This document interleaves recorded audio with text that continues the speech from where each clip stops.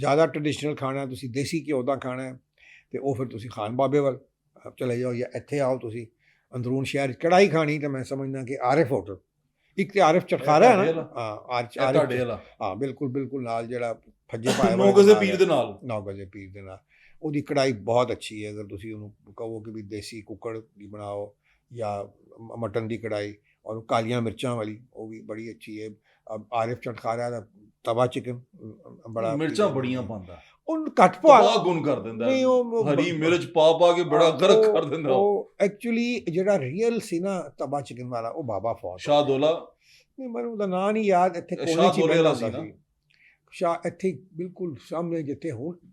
ਆਰਿਫ ਚਟਖਾਰਾ ਨਾ, ਉਹਦੇ ਸਾਹਮਣੇ ਜਿਹੜੀ ਬਿਲਡਿੰਗ ਹੈ ਜਿੱਥੇ ਚਰਚ ਹੈ, ਉਹਦੇ ਕੋਨੇ 'ਚ ਉਹਦੀ ਛੋਟੀ ਜਿਹੀ ਦੁਕਾਨ ਸ਼ਾਹਦੌਲਾ ਸੀ। ਉਹਦਾ ਕੋਈ ਮੈਂ ਦੱਸ ਨਹੀਂ ਸਕਦਾ ਕਿ ਕੀ ਉਹਦਾ ਫਲੇਵਰ ਸੀ। ਉਫ, ਕੋਈ ਉਹਦੇ 'ਤੇ ਨਹੀਂ ਸੀ ਹੁੰਦਾ, ਪਤਾ ਨਹੀਂ ਕੀ ਮਸਾਲਾ, ਬਸ ਮਸਾਲਾ ਹੀ ਸੀ ਇਹਦੇ ਵਿੱਚ ਬਣਾਉਂਦਾ ਸੀ, ਨਾਲ ਉਹ ਚਟਨੀ ਅਤੇ ਨਾਲ ਨਾਨ ਛੋਟੇ ਛੋਟੇ, ਉਹ ਖਾਸ ਹੀ ਕੋਈ ਲਾ ਕੇ ਦਿੰਦਾ ਸੀ।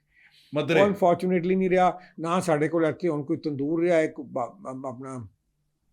ਜਿਹੜਾ ਚੌਕ ਤਰਨਮ ਹੈ ਉੱਥੇ ਨਾਲ ਹੀ ਅੱਗੇ ਕਰਕੇ, ਅਤੇ ਇੱਕ